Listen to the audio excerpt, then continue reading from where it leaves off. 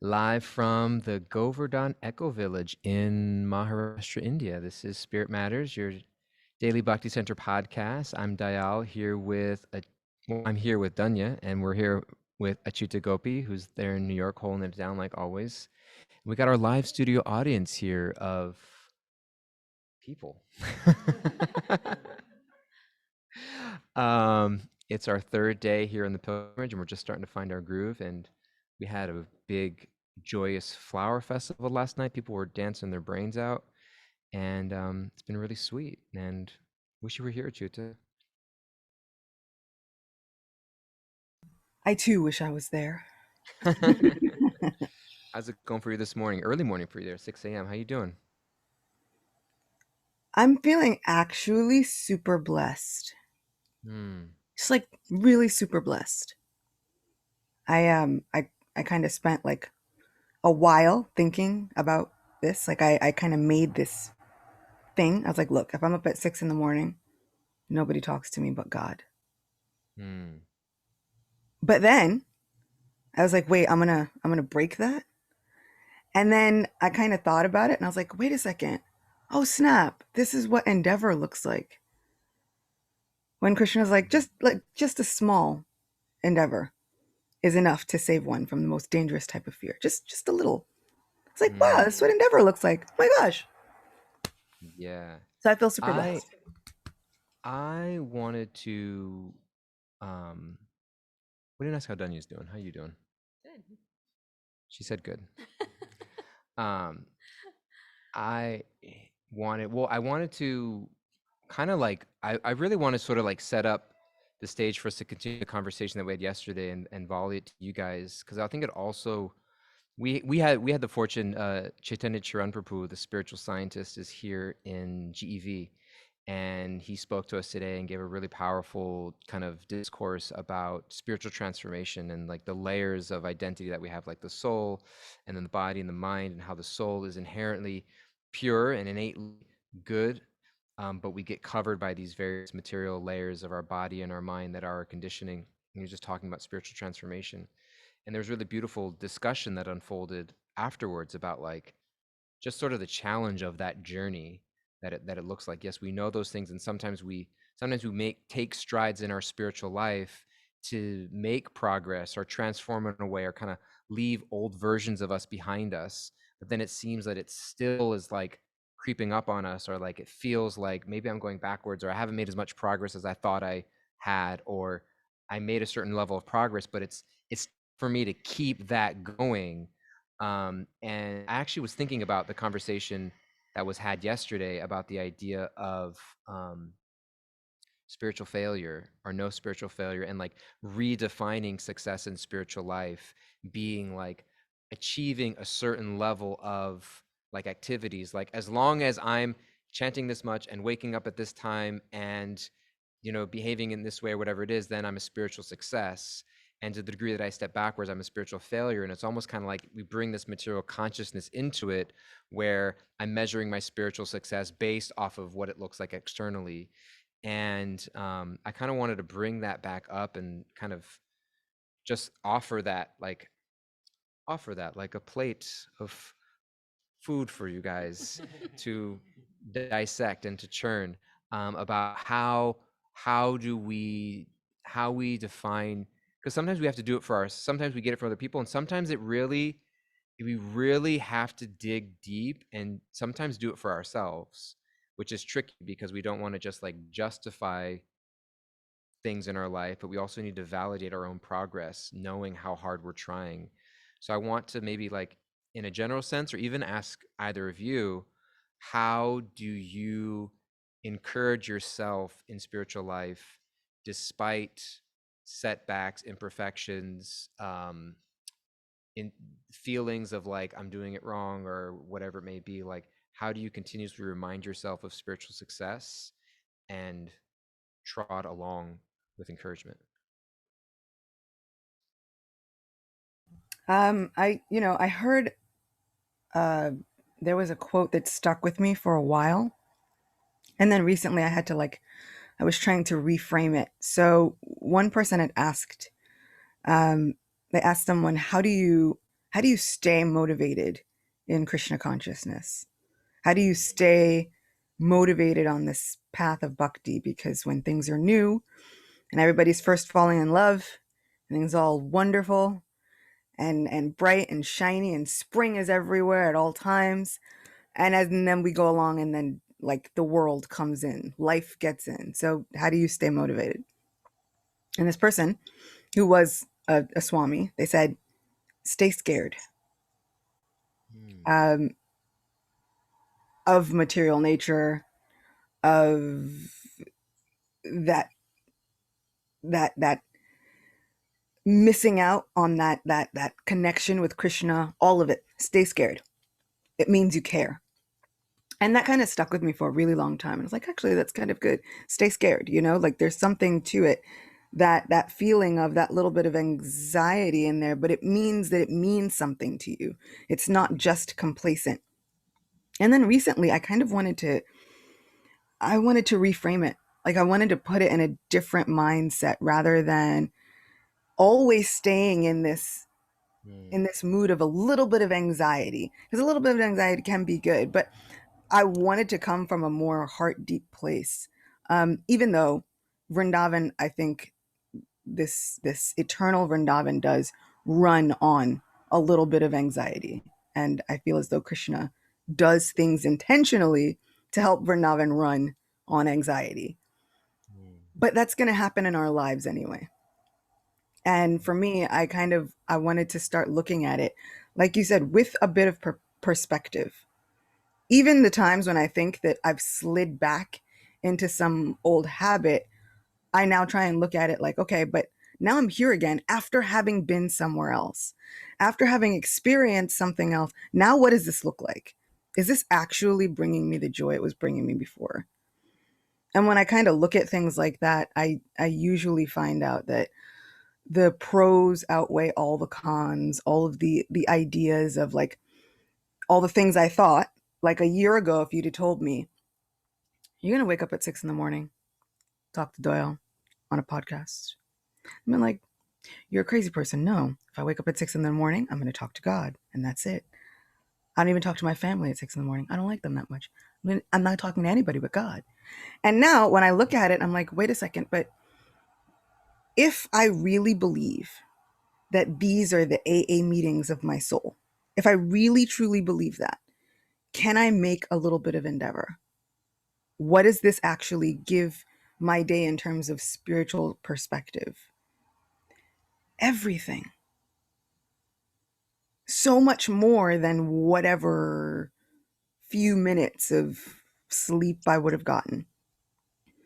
Or I'm so much more calm throughout the day, and I'm much more able to handle whatever flies at me. So when I'm looking at it, even if I think, oh, if I were to slide back, or even if tomorrow I'm not up at whatever time, or this time, or that time, or it doesn't look as monk like, or whatever the case is, but I have new perspective. How did I feel the days before when I actually made the endeavor, when I did the work and dove into the process? And then how did I feel when I took a break? Is it all right to give myself a break? Does Krishna want you continually in this rat race of like push, push, push, push, push, push, push? Or is he saying that also, even in the rest times, can you think of me? Like that's the goal. No matter what we're doing, no matter what we're speaking, no matter where we are, can we find Krishna? So for me, I think it's about perspective Mm. and knowing that we always have perspective. Mm. I love that. I want to hear from Danya what's going through your mind. Um, yeah, just listening to that was so, I feel so relieved, right? Don't you guys feel that sense of like, okay, like there's some, there's something like so delicious about resting in your spiritual life rather than feeling like it's because that's just it's programming, right? Mm. You don't see people in cultures that maybe have more connection to their ancient lineages performing their devotional life in this achievement oriented way. That's like very Western programming. It's very Western programming. For them, it's like This is a part of my family life. And that, you know, when we sleep, you know, also there's something that can be spiritualized. When we eat, there's something that can be spiritualized. This thing of like, give me the formula, I'm gonna fix the thing, and then I'm gonna make it, and then I'm gonna be a saint, and then I'm gonna teach you. And you know, that that whole thing is like 60-day sainthood challenge, $400 Zoom. Get your link today. literally, it's just the programming that we come with, because that's what we've been raised on, right? So, you know, that's kind of what you were saying, you know, Acyuta, like Vrindavan runs on anxiety, like the West runs on achievement, you know? It runs on achievement. There's like a goal, and if I don't make that goal, then I'm failing. And that's really, it's got nothing to do with like deep spirituality, because deep spirituality means if your consciousness makes contact with divinity, the means and the goal are the same. If you're in kirtan wishing you could focus, you are doing the perfection of kirtan in that moment. If you are wondering if you are pleasing the devotees, you are pleasing the devotees. Like your path and the goal, literally, this is like one of the hallmarks of bhakti, which is what makes it so cool. The means and the goal are the same. You're already there, because it's about consciousness. So if your consciousness is meditating on the essential, on the transcendental, on the divine, it's a home run. It's a home run. So I feel like that idea of resting in your spiritual life, that can even be like kind of a homework exercise. What are activities that make me feel like jazzed and like fully energized and whatever in my spiritual life that maybe require discipline, require drive, like you were saying, Acyuta, require endeavor? And what are the activities in my spiritual life where I feel like a little held and like recharged, and that I can rest and that I can relax, and where I can feel supported, you know? What does that look like? And can I, or is it just like, no, my rest is Netflix, and then when I'm on, then I'm chanting my 16 rounds? It's like, wait a minute, what's a restful round feel like? What's a restful round feel like? What does a round chanting and just asking to be held, rather than trying to just kind of battle the mind, you know, that kind of thing? Can I do that? Is that an okay mood in devotional life? So now we're exploring dimensions, instead of just being like, when I'm on, and when I'm off, I'm on Netflix. You know what I mean? So that kind of dichotomous thinking, I think that's it's sort of a trap of the mind. This is spiritual, this is not spiritual. The mind loves that crap, like dividing things up into two little neat categories of like, this is Krishna and this is not Krishna. So when I'm doing Krishna, this is what I look like. And when I'm not, you know, that kind of thing, that's a mind trap, guys. That's a super mind trap. I fall into it all the time. I'm like, now my devotee batteries are charged. Now they're not charged. It's just a it's literally, if I just think to myself, man, it'd be nice if I had more enthusiasm when I chanted, bam, you're back online. You're literally back online. That thought itself, it like connected you back to like the spiritual platform. You know what I mean? I don't know if that was like too weird. Well, I was just thinking, if I chant and watch Netflix at the same time, I'm getting my rest and spiritual life That's true. in one. That's achievement. I figured it out. We figured it out. Wait a second, I missed something there. I was just I love all of that so much, and I was thinking, I pulled up these verses from, we've referenced before, but some of my favorite verses in all of Srimad Bhagavatam and just Vedic literature in general are the prayers of Queen Kunti, who struggled so intensely, and she speaks these two very beautiful verses. She says, "My Lord," she's speaking to Krishna, "your lordship can easily be approached, but only by those who are materially exhausted." I love that phrase. One who is on the path of material progress, trying to improve themselves with respectable parentage, great opulence, high education, and bodily beauty, cannot approach you with sincere feeling. My obeisances are unto you, who are the property of the materially impoverished. You have nothing to do with the actions and reactions of the material modes of nature. You are self-satisfied, and therefore you're the most gentle and are the master of the monists. And I think this idea, it's almost kind of like it responds directly to that achievement mentality that you were speaking of, Dhanya, about like all of those things that we bring into our spiritual life with material consciousness of like achieving all of these things, that mentality. And you know, there's sometimes you read a verse and it's like you're not sure how one part of it connects to the other. Like all of a sudden they're just like there's this glorification of Krishna or God or spiritual divinity. You're like, why are they throwing that in there?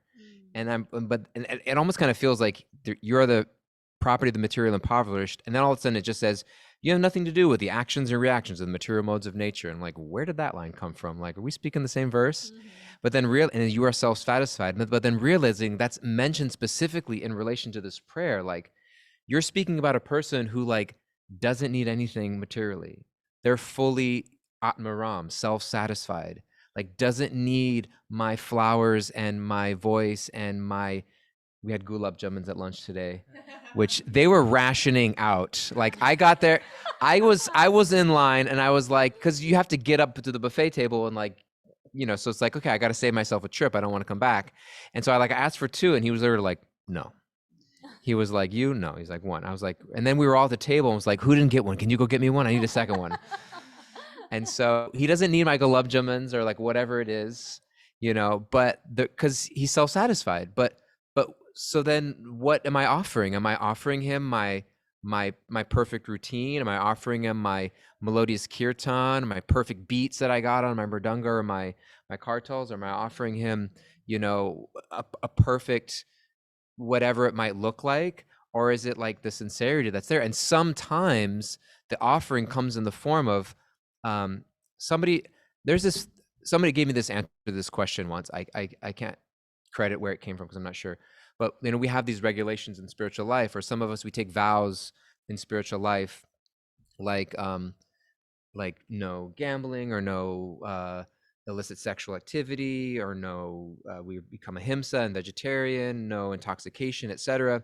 And somebody asked, like, do you know why we have those things in place? And they said, oh, because we got to live clean and whatever, etc. And they said, that's true. They said they're also there to keep you humble, because in the endeavor sometimes to lead these pure lives, we realize our frailties and we realize how imperfect we actually are. And we realize how much we are in need of outside help. And we realize that if my reaching the promised land is dependent on me, like performing some sort of spiritual American Ninja Warrior competition, then it's like, I'm just going to fall into that goo. What was it, that Netflix show that was on? The floor is lava. Wipeout. Yes. There's all these. That's my dream show. I want to go on Wipeout so bad. Or you see those memes and then like me trying to get through life, and there's like this double thing coming, boom, hitting somebody in the head, and they're falling over. It's like that's me, just kind of bumbling through spiritual life. And sometimes I wake up at 4 a.m. I'm like, I got it. I'm doing it. I look at everybody else who woke up at 6. I'm like, you lazy people. And the next day I wake up at 9. I'm like, oops, And so I was just appreciating this prayer from Queen Kunti about this idea about like, it's really when we're actually like just fed up with this achievement mentality that you were mentioning, that we can actually start to make progress. And sometimes our material setbacks or the struggles we face in our spiritual life are there not to show us that, to help us actually move forward in the right way, so that I don't get to, I don't know, I'm using this word, the promised land, for some reason. I'm thinking of Martin Luther King Jr. We'll get to the promised land. We get to Vrindavan, we get there, we don't think, I did it. Like I did it, I made it, and like I won some game of spiritual survivor, and like everybody, all the chumps are back there, but somehow I made it through, And so I was just thinking of this beautiful prayer of Queen Kunti, and it was inspiring me, and you guys inspire me. So thank you. I think, you've totally cracked the code several times over. It was like Netflix and chant, not Netflix and chill, guys. I mean, that's what it was supposed to be. But also, like, even if we look at the forward movement of Gopakumar and Brihad Bhagavatamrita, like you said, he's not, even when he makes it to his desired destination, he's passed through all of these other desirable destinations. And they actually are no less desirable. It just depends on what your desires are. And this always brings up this idea. Loads of people are always like, oh, but doesn't that just give people license for bad behavior? And I'm like, no one needs a license for bad behavior. If you were going to slide back into some previous programming, you were going to slide back into some previous programming.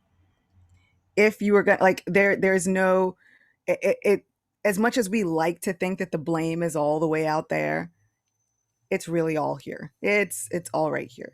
Like all of this stuff, all the if you were gonna be a jerk, if you were gonna not be so compassionate, if you were not gonna, like, it's all right here.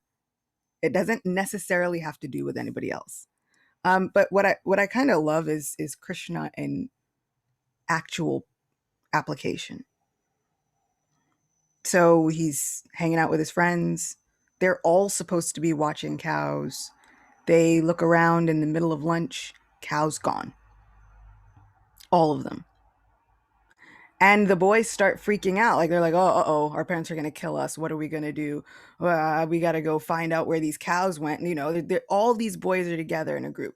And Krishna's not like, you boys are less Krishna conscious. I can't believe you lost these cows. You had one job. On the contrary, what he says is, he's like, oh, you boys stay here and eat lunch. Rest a while. I'll go look for the cows. And none of Krishna's friends, surprisingly, say anything like, but you're God. How's this going to work? Does this mean that we've had a fall down? Like, is this an aparad? Like, what? None of this is even a thought in their minds. What they say is, great. Okay, see you when you get back. And then they wait for him to come back. I mean, they have to wait a long time, but like, they wait for him to come back. But this is Krishna. So maybe Krishna's not like, can't believe you woke up at 9. This is just ridiculous. All I've needed was for you to wake up at a suitable Mongol Arti time before sunrise. Like, those are there to help us. But Krishna's like, you could rest. We could also both rest. Like, it, cool. Like, Krishna is just, I'm going to be your friend. I'm going to be here. And in fact, even if you do rest, don't worry. I'll take care of the problems. Like, Krishna's like, that's what I'm here for. I am. This is the friend thing. And there was one section in Bhagavad Gita, and I have to find it again. And he says that devotees worship him through their dependence on him. Like, they perform devotional service through their dependence on him. And so sometimes I always think of it, because you also hear, conversely, pure devotees never pray for anything. Nobody needs anything. Everybody's fine. Everybody's self-sufficient. Nobody's going to ask for anything at all. But in actuality, everybody's always asking for something. Even if it's just, well, I just want to keep serving, however you make that happen, whatever the case is. But we are actually really dependent. Our natural position is that we are super dependent, codependent, but on Krishna. And that in itself is devotional service, because Krishna, as our supreme most friend, is like, but if you don't depend on me, then why am I here? He wants us. He wants that dependence. And that, I think, is really sweet, because that I can do. Resting, not rest. I'm always in need of help. Absolutely. I'm lacking. Can we carry it? So I always thought that was super sweet, that our devotional service does not depend on, like you said, Dhanya, all these like achieve.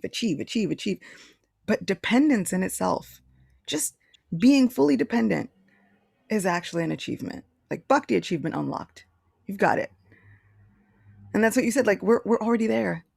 We're there. It's just a matter of perspective. We look around and we realize this is what it is.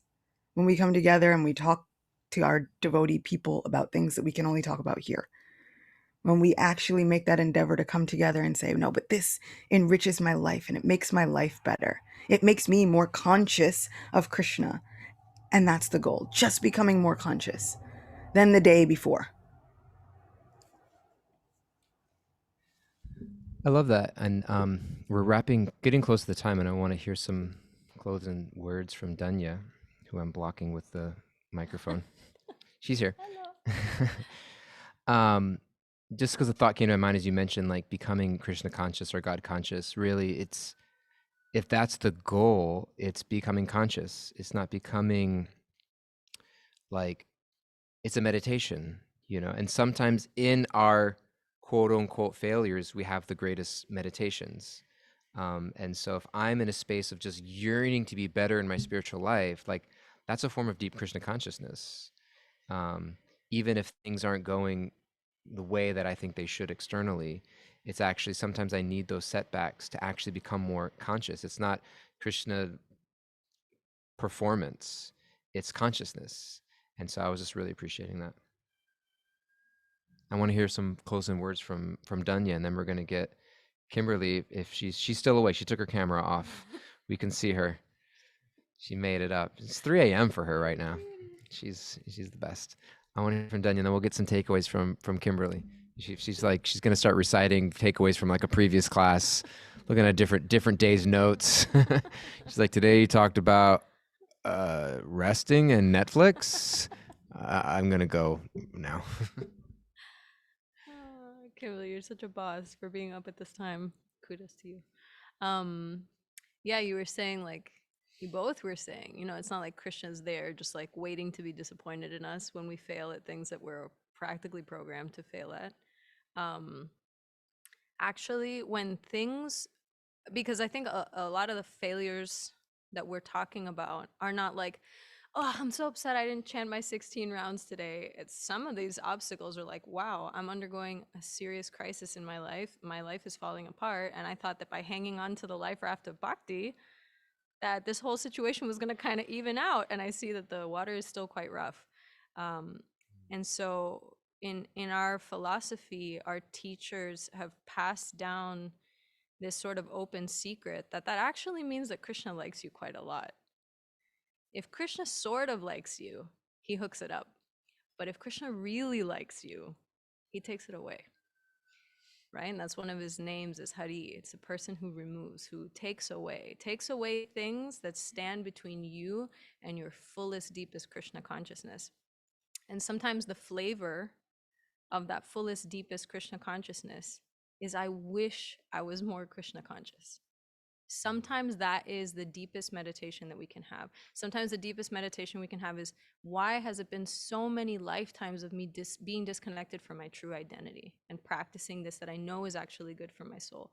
Why do I struggle so much with my conditioning? How can I please the devotees more? Why do I have such a hard time, giving up this problematic behavior? Sometimes that can be its own very deep meditation. And it can, if we see, like Acyuta's always putting so sweetly, Krishna being this friend who's slowly, or maybe not even sometimes so slowly, subtracting these things as a way of saying, like, I'm so into you. I'm just gonna take these things out of your life. And sometimes those extractions are so painful. We have lifetimes and lifetimes of roots that we've set in this kind of temporary soil of the material world.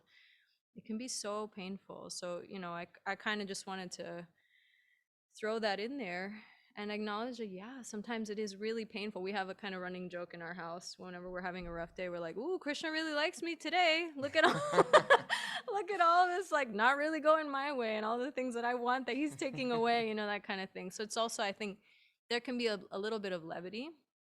I think that there's a little bit of a danger of, we should be serious in our endeavor, but not so serious that we're giving ourselves a hard time, because then that's another trap of the mind too. Me guilt tripping myself, giving myself a hard time, that's a nice little rabbit hole where I'm also still not going to do my spiritual thing because I'm giving myself a hard time. So if Krishna is taking away, what happens if I'm like, all right, man, take it? Like, maybe this means you really like me, and maybe the more that you take, the closer I'm getting, the closer that I'm getting. So yeah, just thinking of it, maybe flipping that and seeing it as a bid for intimacy rather than a tragedy. Need to use that one. Krishna really likes me today. Krishna really likes me today. Kimberly, Krishna really loves you today. And we're so glad you joined up. You got up and joined us. What are some of the takeaways you got for us? If anybody else has any takeaways they want to share in the chat, please feel free to write them down. We'll read them out. Yeah, like I want to be more aware of the material mentality I bring to my spiritual life and shifting my perspective to see that like my material setbacks are there to help me move forward. And I guess like I want to see more that like if I'm having a bad day, it's just Krishna saying like, like I got you. And seeing that way more often than seeing it negatively. Yeah. Thank you. We're all going to go out there looking for bad days. Like, I got a bad day today. I got a bad day. Woo! Oh, today went great. I don't think Krishna likes me that much. Oops. Look, oh, you got such a bad. Everyone walks up. I had such a bad day. That's great. Oh, good. I'm so happy for you. So we've got to make sure you put that into context. Thank you guys so much. Thank you, Dhanya. Thank you, Acyuta. Love you guys both tremendously. We do not have a podcast tomorrow, Thursday. We got a day full of activities here that will not allow us to be available at a time that is conducive for anybody in the Western Hemisphere. We'll pick it back up again on Friday. Any closing words before we finish up from either Dhanya or Acyuta? Anything you want to take us home with? The Kinshana Bhakta wrote, Krishna really loves me today, lost as a bid for intimacy from Krishna. Sydney said, I tell myself to stay on the boat no matter how much I'm getting tossed around in the storms. Kimberly wrote, a little out of it today, sleepy emoji. I think, and you know, I feel like it's a concept, right, that we've heard before, but I really love when things are put in a certain way, and that bid for intimacy, I'm like, yeah, no, I'm keeping that. I'm just gonna put that in my back pocket, because anything that makes God seem like he's more obsessed with me, I feel good about. So I'm just gonna, you know, for my own self-aggrandizement, just keep that with me. Thank you guys all so much. Thanks for all of you listening out there. Happy to have you out there in podcast land. And if you want to come to India with us sometime, Acyuta's coming with us next time in the fall. We're going to be doing fall India with Acyuta, and Kishore will be here also. And if you're a planner, a header, put that in your calendar. It's sometime in September, October. I don't know the exact dates. Go to our website, bhakticenter.org. You'll find it. We look forward to being with you guys again sometime soon. Everybody stay safe, stay well, be well, or have a bad day. That's even better. Be terrible. Have a terrible day. Today's a great day for a terrible day. We'll see you on the next time. Thank you, everybody. Bye-bye.